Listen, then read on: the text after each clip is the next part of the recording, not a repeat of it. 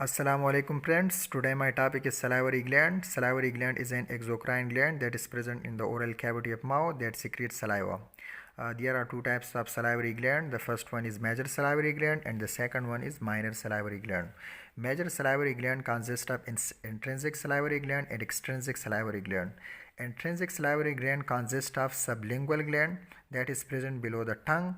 There is present a Bartholin duct that is used for the secretion of saliva from sublingual gland into the oral cavity. Extrinsic gland involves parotid gland and submandibular gland. Parotid gland is present just below the external auditory canal of ear. Submandibular gland is present near to the mandible bone. The parotid duct have Stenson duct that is used for the secretion of saliva from the parotid gland into the oral cavity of mouth. Submandibular gland have Wharton duct.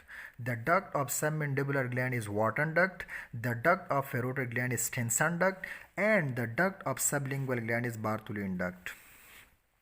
About 95% of saliva is secreted from major salivary gland.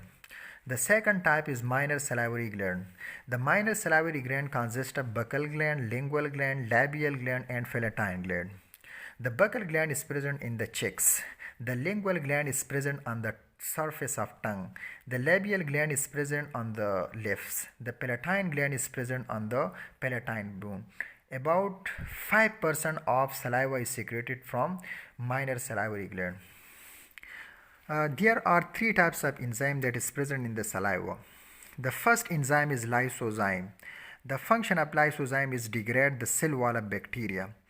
Lysozyme act as antibiotics, and they secrete from all types of salivary glands.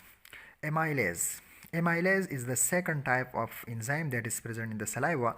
Present in the saliva of intrinsic gland. Amylase only present in the extrinsic gland. Extrinsic glands is parotid and submandibular gland.